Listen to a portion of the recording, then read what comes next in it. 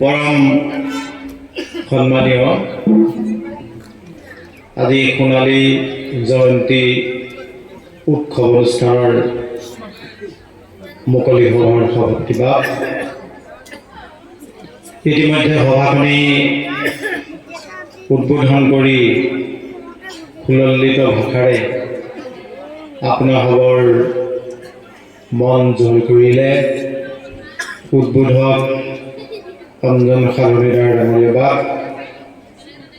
শ্ৰীমন্ত শংকৰদেৱ সংঘ শিৱসাগৰ জিলা শাখাৰ শিশু আই মাতৃ কল্যাণ সমিতিৰ সভানেত্ৰী আৰু উমা ফুকনাই এই আঞ্চলিক শাখাৰে জিলা শাখাৰ গুৰুত্বপূৰ্ণ দায়িত্ব বহন কৰা পৰম সন্মানীয় সংস্কৃতি শাখাৰ সম্পাদক পৰম চুতীয়া লগতে এই হাছৰা আঞ্চলিক শাখাৰ ভাগৰা প্ৰাথমিক শাখাৰ পৰা একালত আমাৰ সহযোগী হিচাপে জিলা শাখাৰ সহকাৰী সম্পাদকৰ দায়িত্ব পালন কৰা সেৱাভাজন অনিল গগৈ আৰু বৰ্তমান কৰ্মৰত আমাৰ সহকাৰী সম্পাদক হিচাপে সহায় সহযোগিতা আগবঢ়োৱা এই ভাগৰা প্ৰাথমিক শাখাৰে পৰম সন্মানীয় সংগী ঋষেশ্বৰ চেতিয়া আৰু আমাৰ সন্মুখত আমাৰ মঞ্চত সমবেত হোৱা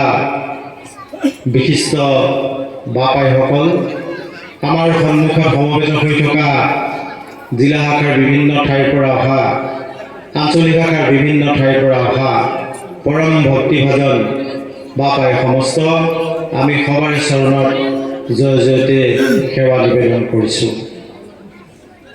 নিমন্ত্ৰিত অতিথিৰ ভাষণ কতেনো আৰম্ভ কৰোঁ কতেনো শেষ কৰোঁ একো উপাধি ধৰিবকে পৰা নাই।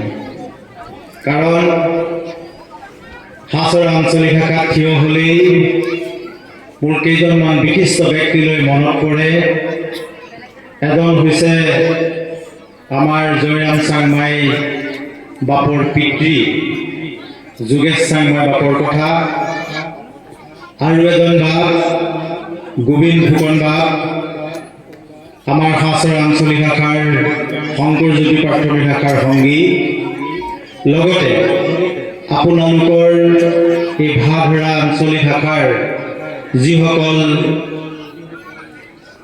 বাপৰ অশেষ কষ্ট পৰিশ্ৰম কৰি আঞ্চলিক শাখাটিক সজীৱ কৰি প্ৰাণৱন্ত কৰি আজি পৰ্যন্ত ৰাখিছে আৰু এই সোণালী জয়ন্তী উৎসৱ অনুষ্ঠান উদযাপন কৰিবলৈ তেখেতসকলে যি শক্তি সম্ভৱ দিলে সেইসকল পুণ্যশ্লোক পুণ্যাত্মা ভুৱন চন্দ্ৰ চেতিয়াবা, ভৰত গগৈ বা, যোগেশ্বৰ গগৈ বা, জয়চন্দ্ৰ গগৈ বা, পদ্মনাথ কোঁৱৰ বা, যোগেন সিং বা, পদ্মকান্ত চেতিয়া বা, পুণ্যধৰ কোঁৱৰ বা, ক্ষীৰেশ্বৰ সিং বা, নন্দৰাম বুঢ়াগোহাঁই বা, ললিত বুঢ়াগোহাঁই বা, অমূল্য চেতিয়া বা, বিদ্যা দুৱৰী বা, মহিকান্ত গগৈ বা, বগানাথ চেতিয়া বা, দুমাই বৰুৱা বা,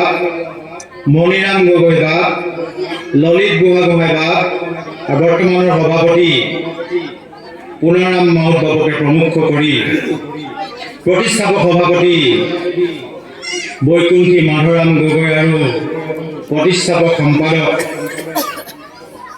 জয়চন্দ্ৰ গগৈ বাপুলৈ তেওঁলোক য'তেই নাথাকক আমি ইয়াৰ পৰা সেৱা জনাইছোঁ।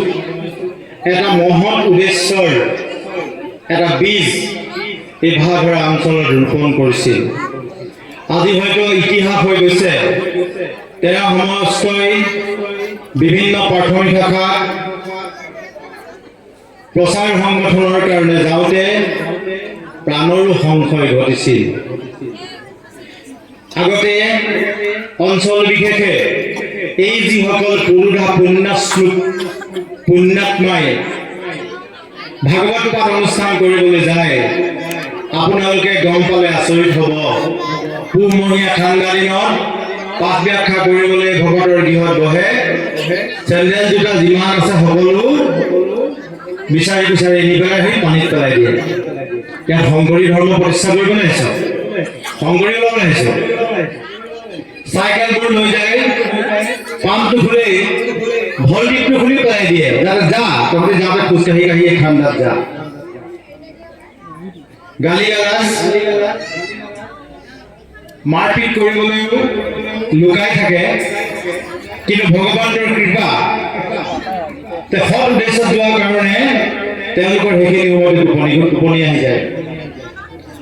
মোক এজন বাপে কৈছিল, আমি ভাগৱত পাঠ ব্যাখ্যা অনুষ্ঠানলৈ গৈছোঁ, বহুত ভকত আমাৰ বুদ্ধ গগৈ ককাক তেতিয়া লৈ আহিছিল। কেইজনমানে কালভাৰেটৰ ভিতৰত সোমাই লাঠি চাঠি লৈ ৰৈ আছে, ঘূৰি আহক পিছফালৰ পৰা আমি ব্যৱস্থা ল'ম। কিন্তু ভগৱন্তৰ কৃপা, ভাগৱত পাঠ কৰি 2:30 বজাত তেখেতসকলে খোজকাঢ়ি কাঢ়ি আহি আছে, আৰু সেই সময়ত তেখেতসকলে কালভাৰটোৰ ভিতৰত দূৰ দূৰ টোপনি নাক মাৰি মাৰি শুই আছে। তেওঁলোকে পাহৰিলে যে তেওঁলোকে কাৰ কাৰণে ৰৈ আছে।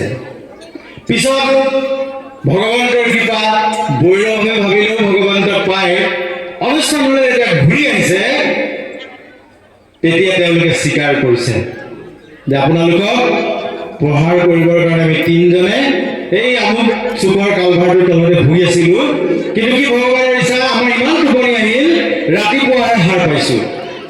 তেনেকৈ প্ৰচাৰ সংগঠন কৰি শ্ৰীমন্ত শংকৰদেৱৰ এই সত্য শুদ্ধ ধৰ্মবোৰ আমাৰ মাজত অনাৰ কাৰণে এই বাপ সমস্ত আমাৰ বাবে ভগৱান সদৃশ নহয়নে?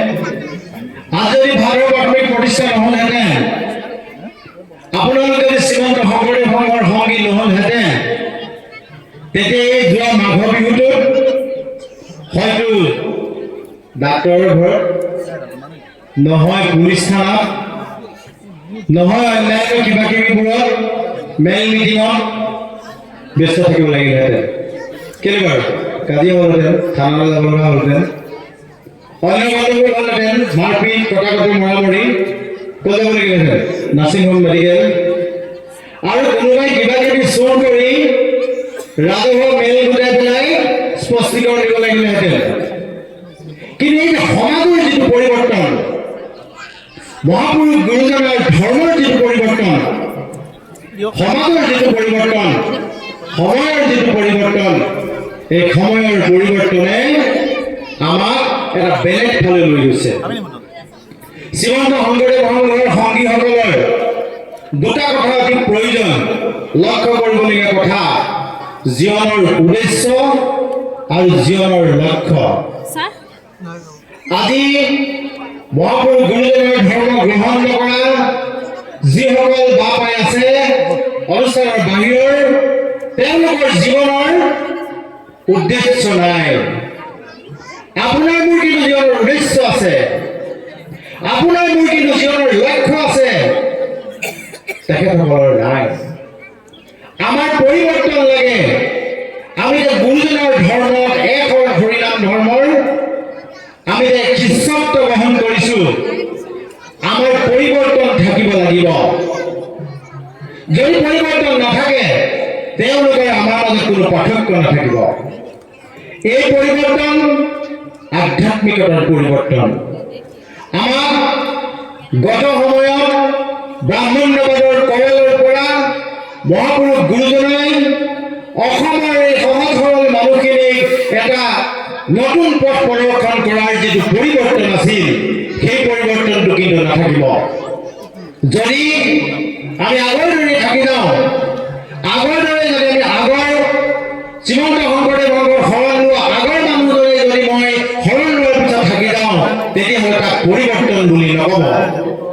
পৰিৱৰ্তন তাকেহে ক'ব, শৰণ লোৱাৰ আগত আপোনাৰ খং উঠিছিল, শৰণ লোৱাৰ আগত আপোনাৰ স্বামী স্ত্ৰীৰ কাজিয়া হৈছিল, অনুষ্ঠানত সোমাই শৰণ লোৱাৰ আগত শাহুৰ বোৱাৰীৰ অত্যাচাৰ চলিছিল, শংকৰদেৱ সংঘত সোমোৱাৰ পিছত এইবোৰ থাকিব নালাগিব।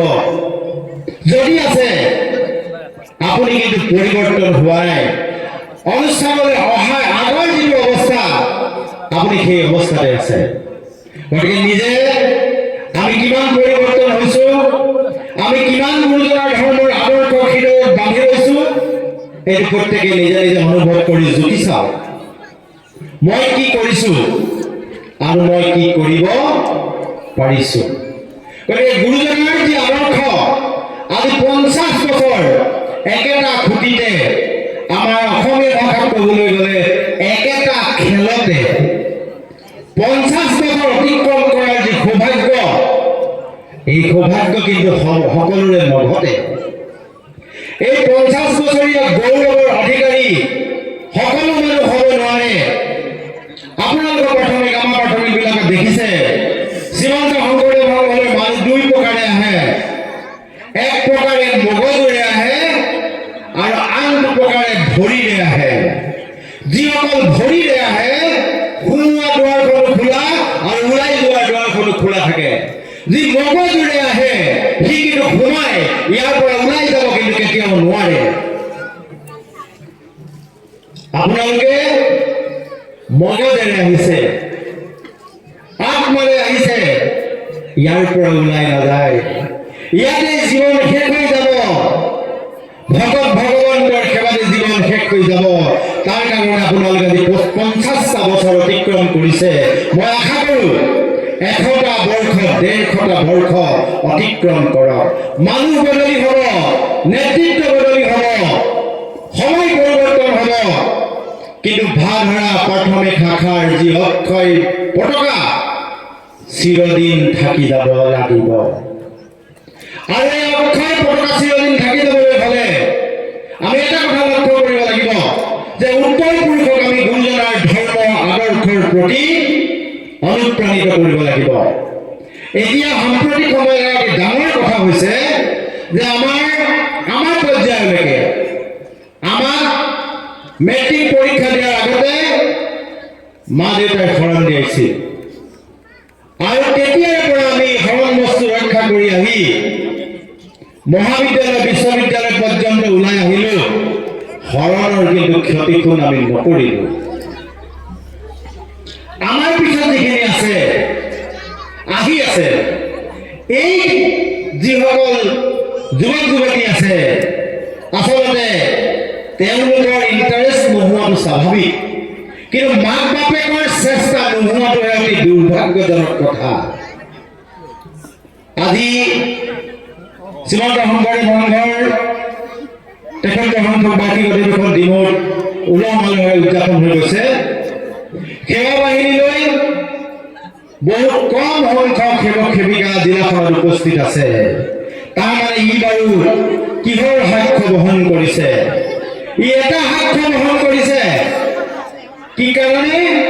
অলপ আগত আমাক উদ্ধৱ ডাঙৰীয়াই কৈ গ'ল, আপোনালোক কিন্তু বৃদ্ধাশ্ৰমলৈ যাব লাগিব, আৰু আপোনালোকে বৃদ্ধাশ্ৰমলৈ যাবলৈ নিজৰ ঘৰৰ ল'ৰা ছোৱালীকেইটাক আপোনালোকে কিন্তু ট্ৰেইন আপ কৰি আছে। এতিয়া নাও ষ্টিল ইউ ট্ৰেইন আপ। কিহৰ কাৰণে? এই গুৰুজনৰ আদৰ্শৰ কাৰণে।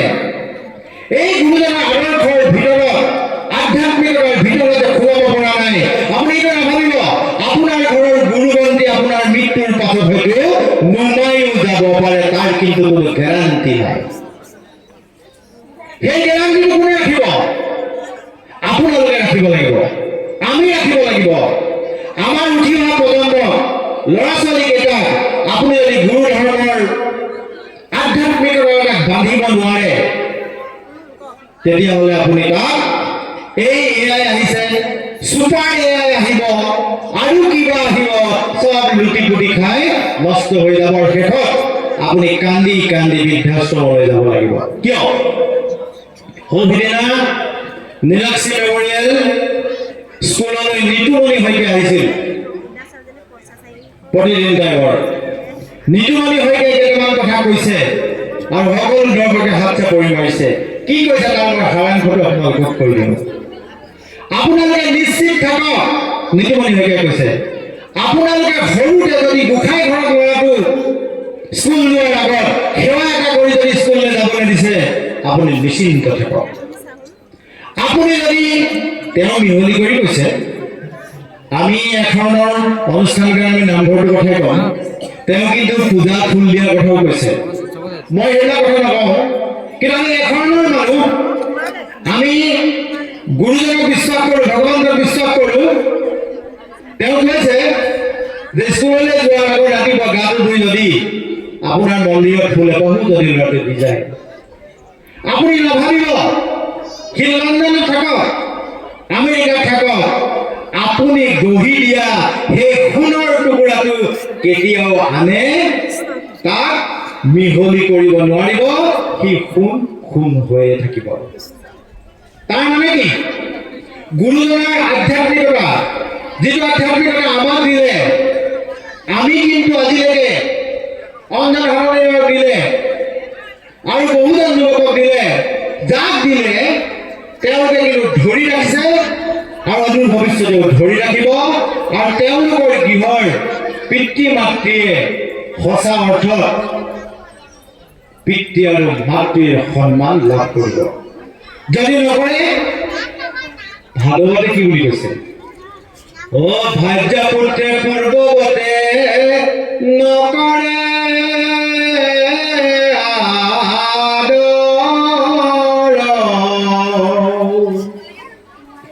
অল্প বচনতে তাক কৰে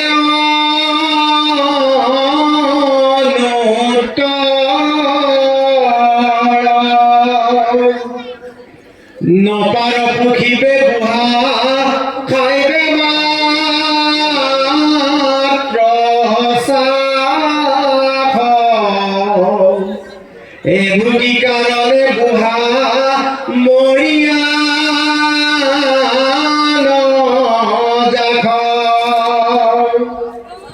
এই বুলি সৰ্ববাণী বুলিয়া বিস্তৰ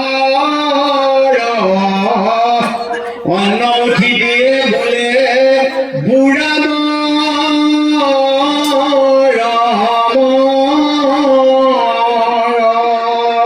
যদি নানে, যদি এই আধ্যাত্মিকতা হৃদয়ত ভৰাই দিব নোৱাৰে, যদি শ্ৰীমন্ত শংকৰদেৱ সংঘৰ মজিয়ালৈ আনি যদি আধ্যাত্মিকতাৰ মহাসাগৰত আপোনাৰ সন্তানটো যদি দুখ নিয়াব নোৱাৰে তেতিয়াহ'লে বৃদ্ধ বয়সত আপোনাক এই বুঢ়া নমৰ কিয় খাবলৈ জীয়াই আছ মোৰ তোৰ লগৰবোৰ মৰি শেষ হৈ গ'ল তই মৰিবলৈ দেখা নাই বাপসকল এই শব্দকেইটা শুনি মাৰো সেই ৭০-৭৫ ৮০ ৮৫ ৯০ বছৰ বয়সত আমাৰ কেনেকুৱা লাগিব আৰু ঘিউ ময়েৰে দ্ৰব্য আপোনাৰ আগত পৰিৱেশন কৰালেও আপুনি জানো তাৰ সোৱাদ পাব শব্দৰ সোৱাদে খাদ্যৰ সোৱাদক ম্লান কৰি দিব আৰু কান্দি কান্দি জীৱনৰ শেষৰ বয়সটো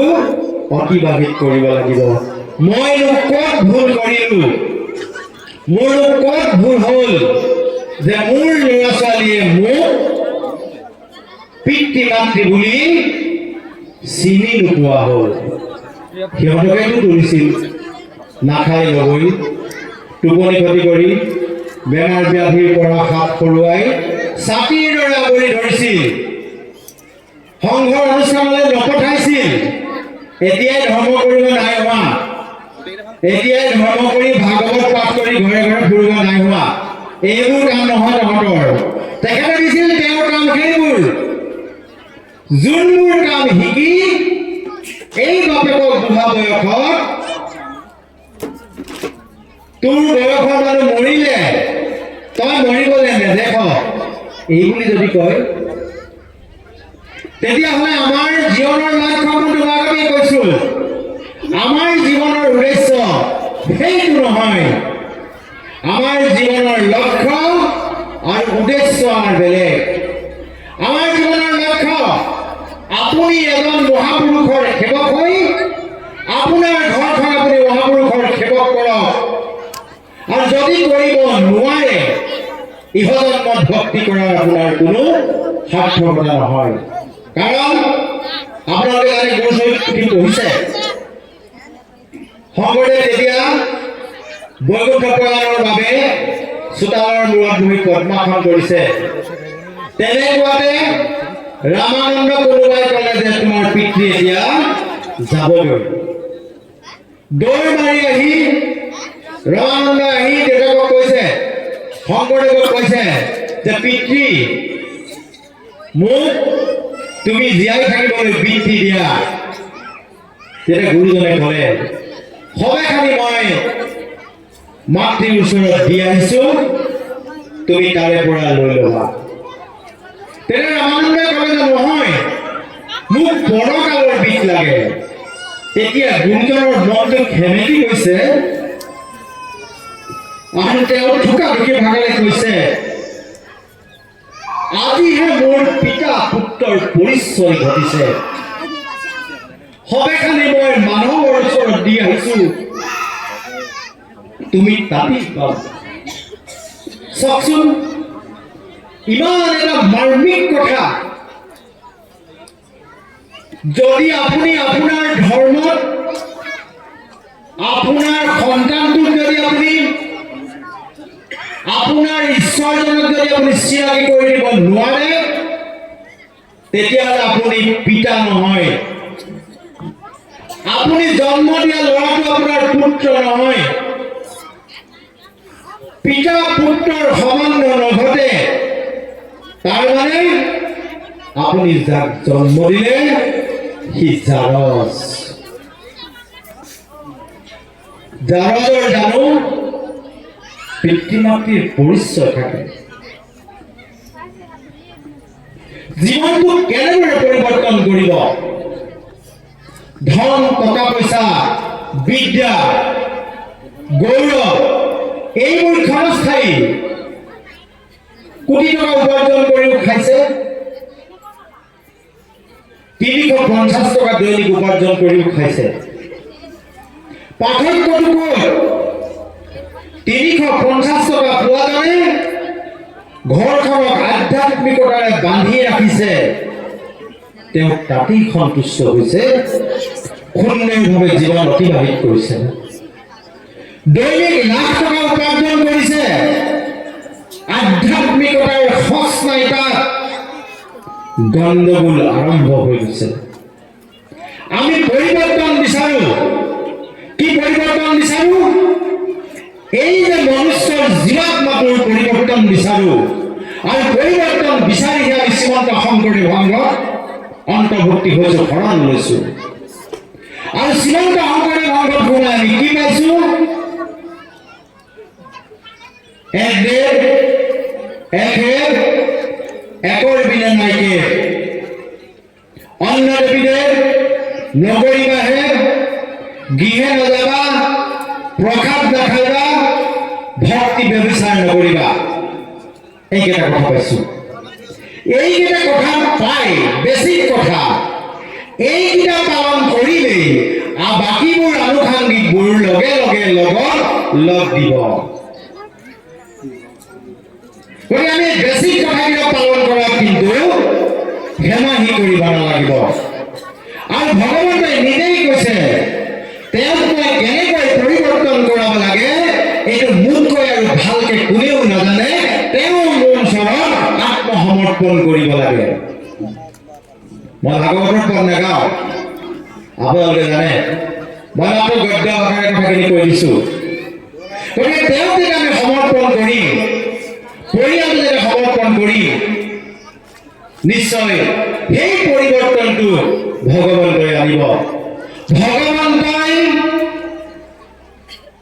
আপুনি ভগৱন্তৰ ওচৰত আত্ম উৎসৰ্গ কৰিলে, আপুনি কেনেকে থাকিলে সুখ সমৃদ্ধিৰে থাকিব, সেইটো আপোনাতকৈ ভগৱন্তই আগে বেছিকে জানে।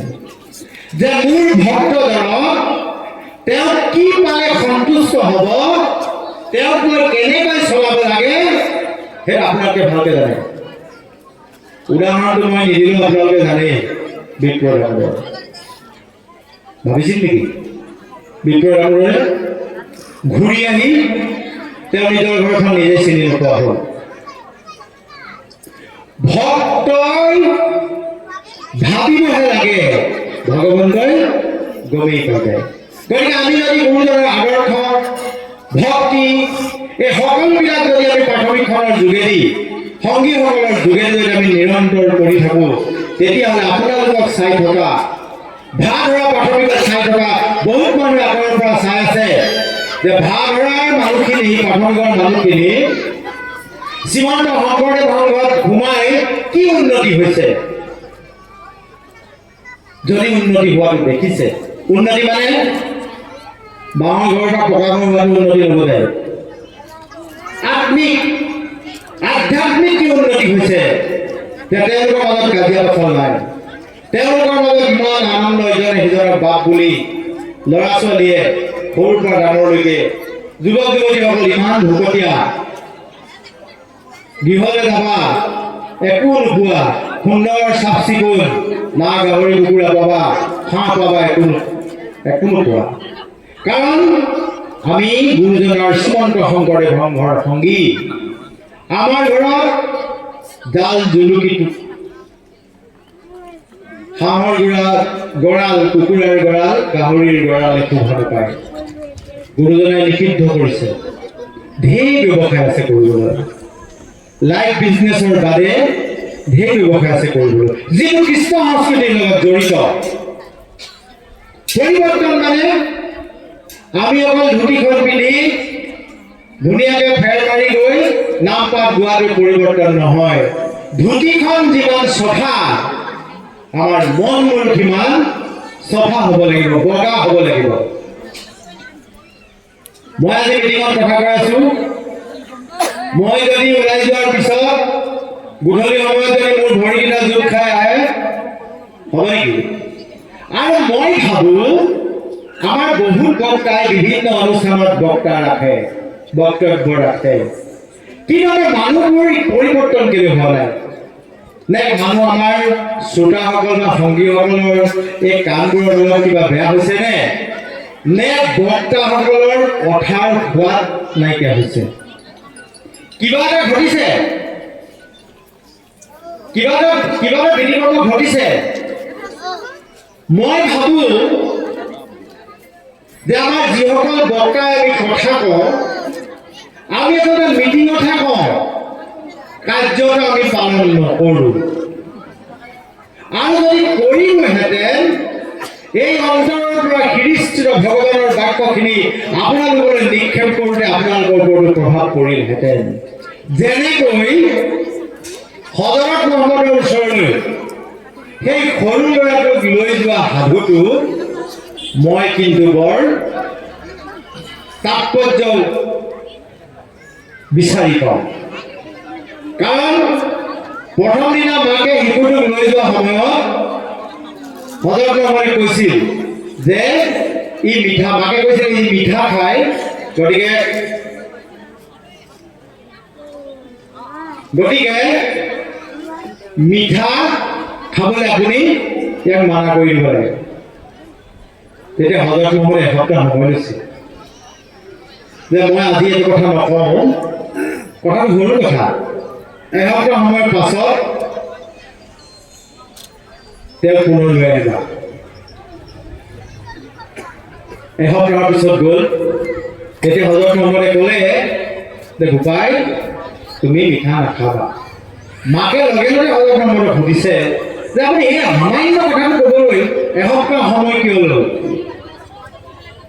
তেতিয়া হজৰত মহম্মদে ক'লে যে মই নিজে মিঠা খাই আছিলোঁ গতিকে মই মিঠা এৰিবলৈ কেনেকৈ কওঁ গতিকে মই নিজে এৰি লৈছোঁ তাৰপিছত মই মিঠা নাখাবলৈ কৈছোঁ তো আমাৰ ডক্টৰসকল এনেকুৱা হ'ব লাগে প্ৰথমতে মিঠা খাবলৈ এৰি ল'ব লাগে তাৰপিছত আনক মিঠা খাবলৈ ক'ব লাগে তেতিয়া কিন্তু এই শব্দটো আমাক ক্ৰিয়া কৰিব আমি কিন্তু নকওঁ দুটাকে আপোনালোকক কৈ থৈ গুচি যাওঁ কিন্তু মই মিঠা খায়ে থাকোঁ বাৰু যি কি নহওক এই শ্ৰীমন্ত শংকৰদেৱ সংঘৰ এই অনুষ্ঠানটো প্ৰাথমিক শাখাৰ পৰা আৰম্ভ কৰি আঞ্চলিক শাখা জিলা মূল একেই চাৰিতৰফীয়া সংগঠন প্ৰাথমিক শাখাবিলাক যদি নাথাকে আঞ্চলিক ক'ত থাকিব আঞ্চলিক শাখা যদি নাথাকে তেতিয়াহ'লে জিলা শাখা ক'ত থাকিব আৰু জিলাবিলাক যদি নাথাকে তেতিয়াহ'লে শ্ৰীমন্ত শংকৰদেৱ সংঘৰ মূল ক'ত থাকিব গতিকে প্ৰাথমিকৰ সভাপতি আৰু শ্ৰীমন্ত শংকৰদেৱ সংঘৰ পদাধিকাৰৰ মাজত কোনো পাৰ্থক্য নাই সাপৰ যিদৰে সৰু বৰ নাই প্ৰাথমিকৰ সভাপতি আঞ্চলিকৰ সভাপতি জিলাৰ সভাপতি মূলৰ সভাপতি পাৰ্থক্য নাই খালি মূলৰজন অকণমান ডাঙৰ আৰু প্ৰাথমিকৰজন অকণমান সৰু কাল কিন্তু একেই হাত তাৰমানে দক্ষতা যোগ্যতা কোৱালিটি আধ্যাত্মিকতা এই সকলোবোৰ পদাধিকাৰৰ যিদৰে থাকে প্ৰাথমিকৰ সভাপতি আঞ্চলিকৰ সভাপতি প্ৰাথমিকৰ সভাপতি থাকিব লাগে ক্ষেত্ৰখন ডাঙৰ উত্তৰ পূৰ্বাঞ্চলৰ বাবে পদাধিকাৰ কাম বেছি কৰিব বেছি সময় নাপায় ক্ষেত্ৰখন কম জিলা শাখাৰ সভাপতি জিলা শাখাৰ সভাপতি ক্ষেত্ৰখন শিৱসাগৰ জিলাৰ ভিতৰতে সীমাবদ্ধ হৈ আছে আঞ্চলিক শাখা ছখন প্ৰাথমিক শাখা ক্ষেত্ৰখন সৰু প্ৰাথমিক শাখা আপোনালোকৰ ইয়াত থকা প্ৰকাশ শিৱৰ সংগীৰ ক্ষেত্ৰখন এখন প্ৰাথমিক শাখা সভাপতি সম্পাদক একেই সভাপতি যিদৰে প্ৰাথমিক শাখাৰ মুৰব্বী শ্ৰীমন্ত শংকৰদেৱ সংঘৰ পদাধিকাৰো শ্ৰীমন্ত শংকৰদেৱ সংঘৰ মুৰব্বী গতিকে বাপাইসকল প্ৰাথমিক এখন সুদক্ষভাৱে পৰিচালনা কৰিবৰ কাৰণে নেতৃত্বৰ গুণটো অতি প্ৰয়োজন নেতৃত্ব কিন্তু গছত নালাগে বজাৰত কিনিবলৈ নাপায় ই এটা ইনবিল্ট কোৱালিটি ই ভিতৰৰ পৰা ওলাব লাগিব আপোনালোকে লক্ষ্য কৰিবচোন কিছুমান সভাপতি হ'লে প্ৰাথমিক শাখাৰ সংগীবিলাকে বৰ ভাল নাপায় কিন্তু কিছুমান আছে ভাল পায় গায়ৰ প্ৰতি সভাপতিকে পাতি থাকিবলৈ বিচাৰে কিন্তু আমাৰ সাংবিধানিক নিয়ম 4 বছৰ হোৱাৰ পিছত আকৌ তেওঁ 2 বছৰ গেপ কৰিবলৈ তাৰপিছতে পাৰিব গতিকে এখন প্ৰাথমিক শাখা ধৰি ৰখাটো তাতে আপোনালোকৰ 220 ঘৰ সংগীখন ডাঙৰ প্ৰাথমিক শাখা গতিকে প্ৰাথমিক শাখাৰ সংগীসকলে প্ৰাথমিক শাখাৰ আই বাপসকলে অকল কষ্ট নোপোৱাকৈ সকলোৰে মনৰ ভাৱ বুজি সকলোৰে মন জয় কৰি যদি প্ৰাথমিক শাখাখন পৰিচালিত হয় বা প্ৰাথমিক শাখাৰ সকলো বা পায়ে যদি সভাপতি সম্পাদকক মান্যতা প্ৰদান কৰে, সংবিধানক মান্যতা প্ৰদান কৰে, নিশ্চয় আপোনালোকৰ এই প্ৰাথমিক শাখাখনে আৰু 150 বছৰ 200 বছৰ অতিক্ৰম কৰিব। শ্ৰীমন্ত শংকৰদেৱ সংঘত এটা সুন্দৰভাৱে তাৰ ব্যৱস্থা ৰাখিব পাৰিব। বা পাইসকল, শ্ৰীমন্ত শংকৰদেৱ সংঘৰ এই যে সাংবিধানিক পৰিকাঠামো, এই সাংবিধানিক পৰিকাঠামোৰ মাজত আমি কিন্তু নিজক বিলীন কৰি গুৰুজনাৰ ভগৱন্তৰ প্ৰতি যি সাধনা, এই সাধনাটো আমি কৰিব লাগে। আমাৰ যিসকল জ্যেষ্ঠ বাপাই আছে তেখেতসকলে নিশ্চয় ভজন গ্ৰহণ কৰিছে। তো ভজন গ্ৰহণ কৰি ভজনক কেৱল গ্ৰন্থৰ মাজত আবদ্ধ নাৰাখি যদি কোনোবাই 500 বাৰ ভজন কৰিছে, লাহে লাহে 1000 বাৰলৈ লৈ যাওক। যদি কোনোবাই 1000 বাৰ কৰিছে, তেতিয়াহ'লে তাক 2000 বাৰলৈ লৈ যাওক। কাৰণ আধ্যাত্মিক জীৱনৰ যেতিয়া সৌন্দৰ্য কৰি উপলব্ধি কৰিব, এই বাহ্য জগতৰ গোটেই বস্তুবোৰৰ আপুনি অস্তিত্ব অনুভৱ কৰিব, এইবিলাক শূন্য। গতিকে আমি মাত্ৰ অস্তিত্বধাৰী মানুহে, আমাৰ একো নাই। আমি যি আত্মা, আমি আচলতে ধাৰণ কৰিছো শৰীৰটোৱে, আমি আচলতে শৰীৰ নহয়, মই আচলতে আত্মা। সেই পৰীক্ষিত সেইটো কথা কৈছিল ৰুক্মিণীয়ে যে পৰীক্ষিত, তুমি পৰীক্ষিত নহয়, তুমি আত্মা, তুমি পৰমাত্মা, তুমি আৰাধনা কৰা। আত্মাৰ ওচৰলৈ পৰমাত্মা সদায় গতি কৰে, পৰমাত্মাই তোমাক লৈ যাব। আমি যেতিয়ালৈকে ভাবি থাকিম মইহে, নহ'ব। মই নহয়, মই আচলতে সেইজন মহা জ্যোতিষ্মান, মহা জ্যোতিৰ্ময় পুৰুষৰ এটা অংশ। গতিকে ময়ো এটা আত্মা। গতিকে এই আত্মা উপলব্ধিটোৰ কাৰণে আমাৰ আগতে ডাঙৰ গণ্ডগোলটো হৈছে সেইটোৱেই যে আমি আচলতে নামঘৰ, মন্দিৰ, মছজিদত ভগৱান আছে বুলি আমি ভাবো। আছে, মন্দিৰ মছজিদত নামঘৰত ভগৱান আছে। ভগৱান কিন্তু তাত জড় হৈ আছে। আমি নামেই এটা চৈতন্য কৰি ল'ব লাগিব। আৰু তাতেই যে ভগৱান আছে বুলি মানুহে ভাবে, সেইকাৰণে পৃথিৱীৰ অন্য ক'তো ভগৱানৰ অস্তিত্ব অনুভৱ নকৰে। দুৰ্ভাগ্যজনক কথা, বৈষ্ণৱবাদৰ কোনো অংশতে ক'তো এইটো কথা লিখা নাই যে কেৱল নামঘৰতে ভগৱান আছে, মন্দিৰতে ভগৱান আছে, মছজিদতে ভগৱান আছে। ভগৱান সকলোতে আছে। ই গৰুপে হৰি সভাগতে বৈঠ জয়চন গগন ব্যাপী। আমি চকুৰে দেখা আৰু চকুৰে নেদেখা সকলোতে ভগৱন্ত আছে। আৰু সেই ভগৱন্তৰ অস্তিত্ব কেৱল নামঘৰত নহয়, এই বাহ্য পৃথিৱীখনত আপুনি অনুভৱ কৰিব লাগিব। আমি আমিক ভক্ষণ কৰোঁ। পূৰ্ণামৰ চিধা কথা কৈ দিছোঁ, আমি ভক্ষণ কৰোঁ। আৰু নতুনকৈ এটা ট্ৰেণ্ড আহিছে, আমাৰ সংগীসকলৰ গৃহত যদি কন্যাবিলাক পুষ্পিতা হয়, তে আমাৰ বাপাইসকলক নিৰামিষ পনীৰ মাছৰুমে খুৱাই পঠিয়াই দিয়ে। আৰু তাৰপিছত কিন্তু দুদিনীয়া দিনৰ পিছত দেখিব আয়োজন বেলেগ। শ্ৰীমন্ত শংকৰদেৱ সংঘৰ সংগী, তেওঁৰ সংগী নে? তেওঁ উলমি আছে, তেওঁ সংগী নহয়। তেওঁ গুৰুজনাৰ ধৰ্ম আদৰ্শ ম্লান কৰিবলৈহে আছে। তেওঁ গুৰুজনাৰ ধৰ্ম আদৰ্শ কিন্তু প্ৰকাশ কৰিবলৈ থকা নাই। চাওকচোন, নামঘৰতে ভগৱান আছে, বাকী আৰু অন্য জীৱ জন্তুবিলাকত নাই। কেনেকুৱা ভ্ৰান্ত ধাৰণা! ভগৱন্ত এইবিলাকত চৈতন্য হৈ আছে। ভগৱন্ত এই জীৱ জগতত চৈতন্য হৈ আছে। সেই চৈতন্যবিলাকক আমি নেদেখো, অস্তিত্ব অনুভৱ নকৰোঁ। আমি কিন্তু নামঘৰত ভাবো যে তাতে ভগৱান আছে। আৰু গণ্ডগোলবোৰ সেইকাৰণে হৈ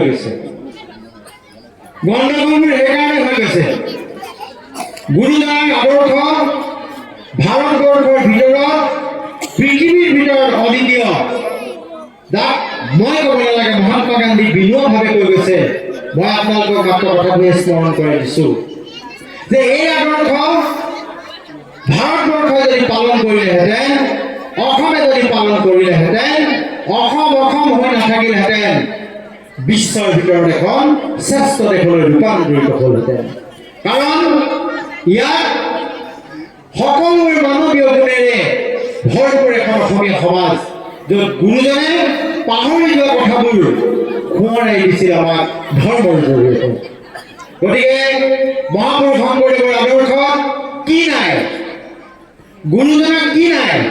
বহুতে কয় মহাপুৰুষ শংকৰদেৱ এজন সাহিত্যিক, মহাপুৰুষ শংকৰদেৱ এজন সংস্কৃতিবান মানুহ, লেখক, নাট্যকাৰ। এটা কথা আমি অনুভৱ কৰোঁ, আইসকলে অনুভৱ কৰিব, সন্তানে দুগ্ধপান কৰিবলৈ হ'লে মাতৃয়ে যদি আঁচলখন গুচাই নিদিয়ে, তেতিয়াহ'লে সন্তানে দুগ্ধপান কৰিব নোৱাৰে। সেইসকল গুৰুজনাৰ এধৰণৰ অস্তিত্ব অনুভৱ কৰিব নাই পৰা কাৰণে ভক্তি মাতৃয়ে ভক্তিৰ আঁচলখন গুচাই দিয়া নাই কাৰণে শংকৰদেৱৰ আচল গুণাৱলী মূল্যাংকন কৰিব পৰা নাই। ডাঙৰ কথা। বিশিষ্ট পণ্ডিত সাহিত্যিকসকলে আঁতৰৰ পৰা কৈ থাকে, হয় তেওঁ সাহিত্যিক নোহোৱা নহয়, তেওঁ সংস্কৃতি নিৰ্মাতা নোহোৱা নহয়, তেওঁ অসমীয়া গদ্যৰ জন্মদাতা নোহোৱা নহয়, তেওঁ অসমক এটা নতুন জীৱন নিদিয়া নহয়। জ্যোতিপ্ৰসাদে কোৱাৰ দৰে শংকৰদেৱ বিয়োগ অসম ইকুৱেল 0, হয় সকলো হয়, কিন্তু এই যে আচলখন গুচাই দিয়া নাই, এধৰণৰ মাধ্যমেৰে যে শংকৰদেৱক জুমি চাব পৰা নাই, তাৰ কাৰণে আচলতে শংকৰদেৱক ঈশ্বৰৰ অংশ বুলি ক'বলৈ বেয়া পায়। কুৰুক্ষেত্ৰ পুৰাণত কৈ থৈ গৈছে, তব বিদ্যে মম জাত শংকৰ খ্যাতিমন্তকঃ তথা অৱতীৰ্ণ হৰি সাক্ষাৎ লোকনাং ক্ষিন্ত কামায়া নানা গীত পদ কবিত্তেন সুবিত্তং সততং বিভু পৰম ব্ৰহ্মৰূপেণ তস্য ব্ৰততমা নাম গামে নিজ ভক্তি প্ৰচাৰে। মই অসমীয়াত কৰিছোঁ। তম বিদ্যে কুৰুক্ষেত্ৰ যুদ্ধৰ শেষত দৈৱকী বসুদেৱক যেতিয়া ঈশ্বৰ কৃষ্ণই মুক্তি দিলে, তেতিয়া নন্দ কাকুদাই আহি পেলাই কান্দি কান্দি কৃষ্ণক কৈছে যে তোমাক দৈৱকী বসুদেৱে জন্মহে দিলে, আমিতো তোমাক তুলি তালি ডাঙৰ দীঘল কৰি গুৰমুখ ধুৱাই ডাঙৰ দীঘল কৰিলোঁ, দৈত্য দানৱ অসুৰ ৰাক্ষসৰ পৰা তোমাক আমি বচাই আজি তোমাক জীয়াই ৰাখি কৃষ্ণ কৰি ৰাখিলোঁ, তুমি আমাকো মুক্তি দিয়া। তেতিয়া কৃষ্ণই নিচিককে হাঁহি এটা মাৰি ক'লে, হয় মাতৃ যশোদা, কিন্তু তোমালোকে জীৱনত দুবাৰ মই জগতৰ ঈশ্বৰ বুলি জানিও অন্য দেৱতা পূজা কৰিলা। বোলে কেতিয়া? মই যেতিয়া শ্ৰীমন্তমণি আনিবলৈ গৈছিলোঁ, তেতিয়া তোমালোকে কাত্যায়নী দেৱীক পূজা কৰিছিলা। মই যেতিয়া যমুনাৰ হ্ৰদত কালিক দমন কৰিবলৈ গৈছিলোঁ, তেতিয়া তোমালোকে মোক শক্তি দিবৰ কাৰণে শক্তিৰ অধিষ্ঠাতা দেৱীক পূজা কৰিছিলানে? বোলে কৰিছিলোঁ। তেতিয়াহ'লে মই তোমালোকক এইটো জন্মত মুক্তি দিব নোৱাৰো। বোলে উপায়? তব বিদ্যে মম জাত শংকৰ খ্যাতিমন্তকঃ মই তোমালোকৰ বীৰ্যত জন্মগ্ৰহণ কৰি খ্যাতিমন্ত হ'ম। তব বিদ্যে মম জাত শংকৰ খ্যাতিমন্তকঃ লোকনাং হিত কামায়া লোকৰ হিতৰ কাৰণে নানা গীত পদ কবিত্তেন নানা গীত পদ মই কবিতা ৰচনা কৰিম, আৰু কি কৰিম? সুকীৰ্তন মই কীৰ্তন কৰিম, সততং বিভু মানে ভগৱান পৰম ব্ৰহ্মৰূপে তস্য, আৰু পৰম ব্ৰহ্মৰূপে মই তাত তস্য তাত ৰূপে তস্য ব্ৰততমা নাম গামে নিজ ভক্তি প্ৰচাৰে।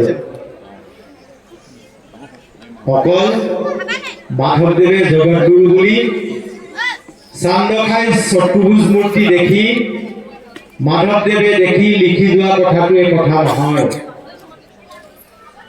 লিখি যোৱা কথাটোৱে কথা নহয়। গতিকে মহাপুৰুষ গুৰুজন এজন ঐশ্বৰিক ব্যক্তি যি ধৰা ধামত আবিৰ্ভাৱ হ'ল বহুত গ্ৰন্থ আছে মই নকওঁ মাত্ৰ এইটো কথা ক'লো গতিকে সেই গুৰুজনক আমি তেল দিয়া মানে আমি গুৰুজনক স্মৰণ কৰোঁ ঈশ্বৰ কৃষ্ণ গুৰু আৰু পূৰ্ণ ব্ৰহ্মৰ পাৰ্থক্য নাথাকে এক হৈ যায় গতিকে চাৰিয়ে আৰু একেই চাৰি হৈ মিলি গুচি যায় আমি যেতিয়ালৈকে অনুভৱ নকৰিম সেই পূৰ্ণ ব্ৰহ্ম সেই ভগৱানটো আমাৰ হৃদয়ত আছে তেতিয়ালৈকে আমাৰ মনলৈ কিন্তু বেয়াবোৰ আহিবই কাৰণ মই আগতে কৈছোঁ খাদ্যৰ ক্ৰিয়া হয় আপুনি যি খায় সেই খাদ্যৰ জৰিয়তে আপোনাৰ গ্ৰন্থিবোৰ প্ৰস্তুত হয় আপুনি খং নকৰোঁ বুলিলেও আপোনাৰ মনলৈ খং আহি থাকে কিয় আহে সেই যিটো গ্ৰন্থি আছে সি যেতিয়া ইনচুলিনবোৰ এৰি দিব সি আপোনাৰ বডিত অট'মেটিক খং আহি যাব চুগাৰৰ যিটো গ্ৰন্থি সি যেতিয়া ইনচুলিনটো এৰি দিয়ে তেতিয়া চুগাৰ হয় খঙৰ যিটো গ্ৰন্থি আছে সেই গ্ৰন্থিটো যেতিয়া ইনচুলিনবোৰ এৰি দিব তেতিয়া আপোনাৰ খং উঠিব আপোনালোকৰ এতিয়া খং কৰকচোন আপোনালোকে এতিয়া কান্দকচোন বুলি যদি মই আপোনাক কান্দিব পাৰিবনে হাঁহকচোন বুলি ক'লে মই এটা খুহুতীয়া কথা ক'ব লাগিব তেতিয়া আপোনাক হাঁহিব তাৰমানে খুহুতীয়া কথাটো কাণৰ ভিতৰেদি সোমাই গৈ আপোনাৰ যিটো গ্ৰন্থি আছে সেই গ্ৰন্থিটোৰ পৰা ইনচুলিনবোৰ উলিয়াই দিব আৰু আপুনি হাঁহিবলৈ বাধ্য হ'ব লাগিব তদ্ৰূপ আমাৰ খাদ্য যেতিয়ালৈকে শুদ্ধ নহ'ব খাদ্য যেতিয়ালৈকে আমাৰ গুৰুজনাৰ প্ৰসাদ নহ'ব ভাত হৈ থাকিব আমাৰ আগতে কৈছে ভাত খালে জাত যায় চাউল খালে আউল লাগে এতিয়া নতুনকৈ এটা বস্তু আহিছে খানা খালে কিন্তু থানালৈ যাবই লাগিব আপুনি যেতিয়া খানা খাব আপুনি থানালৈ যাবই লাগিব গতিকে সেইকাৰণে গুৰুজনে চব বাদ দিলে খানা বাদ দিলে ভাত বাদ দিলে অন্ন বাদ দিলে চাউল বাদ দিলে কি দিলে প্ৰসাদ আৰু এই প্ৰসাদ আপুনি বনাবলৈ যাওঁতে আইসকলে কিন্তু তাক শুদ্ধভাৱে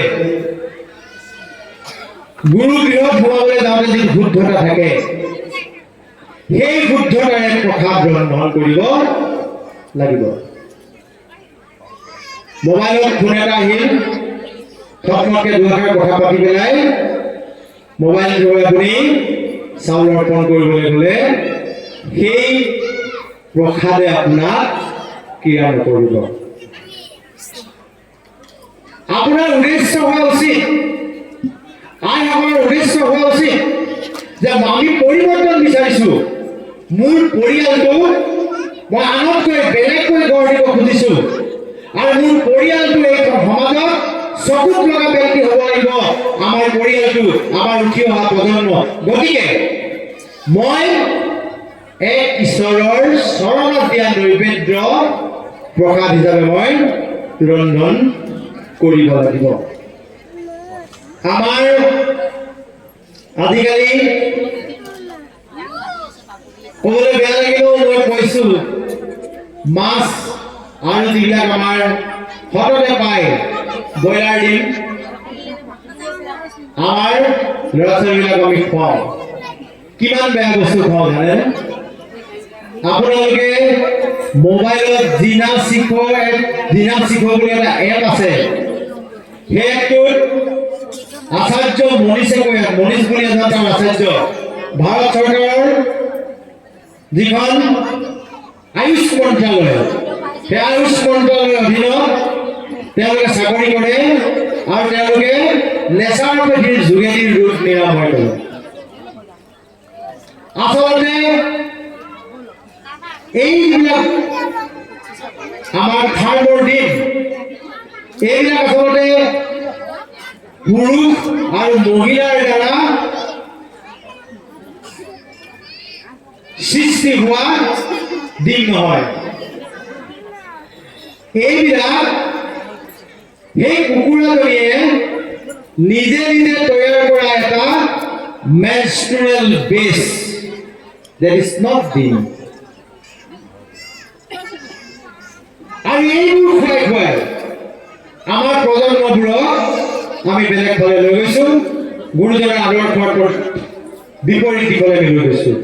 গতিকে এই আইসকলৰ শুদ্ধতাৰ ওপৰত এটা ধৰ্মীয় পৰিয়ালৰ ভৱিষ্যতটো নিহিত হৈ থাকে। তাৰপিছত আৰু এটা কথা আমি লক্ষ্য কৰোঁ যে আজিকালি আমাৰ ছ'চিয়েল মিডিয়াত আইসকলে বিভিন্ন ধৰণৰ ৰিলছ বনায়। ৰিলছ বুলি কোৱাৰ লগে লগে চাগে আপোনালোকে গম পাই গৈছেই। গতিকে আজে বাজে ৰিলছবোৰ বনোৱাতকৈ আপুনি গুৰুজনাৰ যি ধৰ্মীয় আদৰ্শ আছে, সংস্কৃতি আছে, সাহিত্য আছে, বিভিন্ন ধৰণৰ লেখন ব্যৱস্থা আছে, এইবোৰৰ জৰিয়তে ভতিমা আছে, এইবোৰৰ জৰিয়তে আমি কিয় ৰিলছ বনাব নোৱাৰোঁ? ভিউৱাৰ্ছ লাগে পাব, কিন্তু মানুহে নিজৰ নগ্নতা বাথৰুমত চাব পাৰে, সেই নগ্নতা কিন্তু ছ'চিয়েল মিডিয়াত প্ৰকাশ কৰিব নোৱাৰে। কৰিলে কৰাজনৰ কি হয় সেই কথাটো নজনাৰ কাৰণে এই গোটেই গণ্ডগোলবোৰ হৈ থাকে।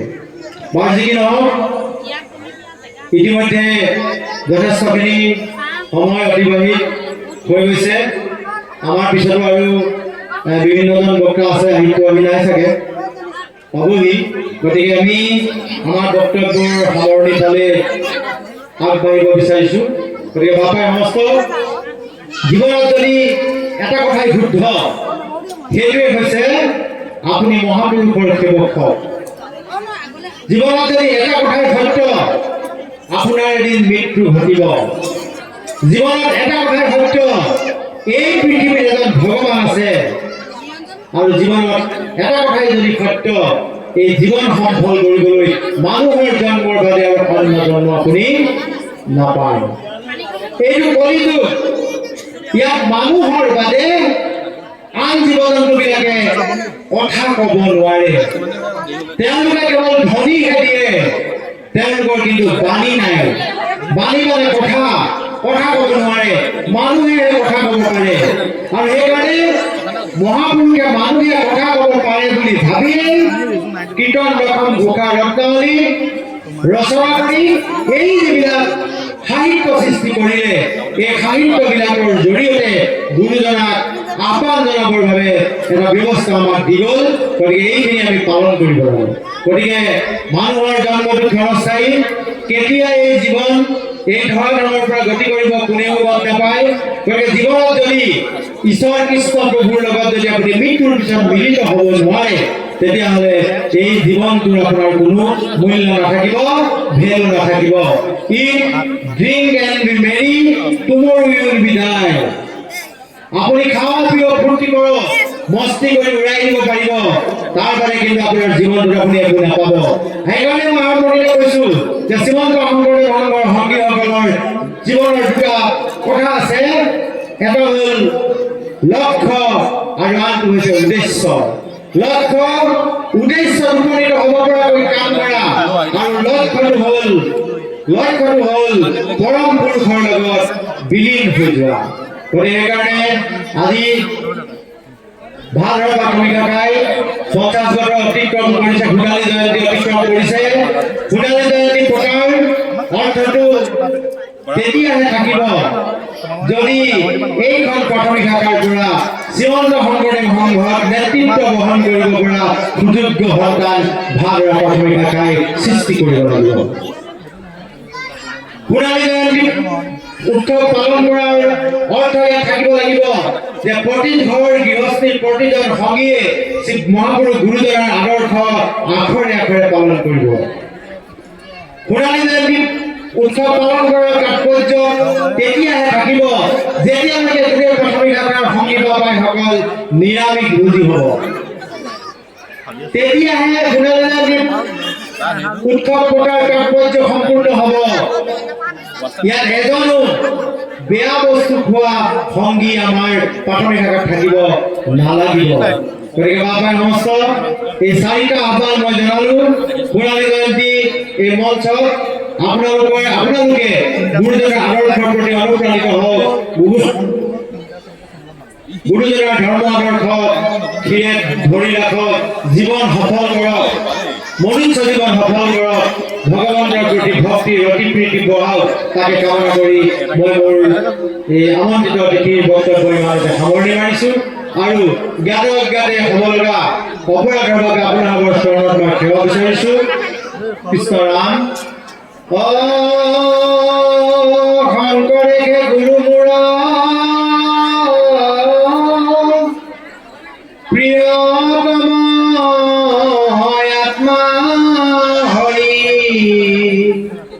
শংকৰত পৰে নাহিয়া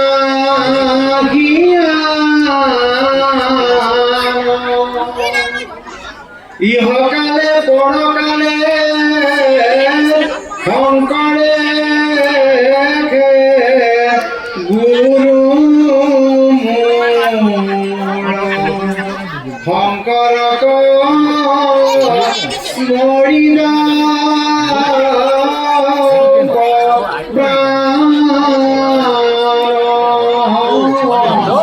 শংকৰক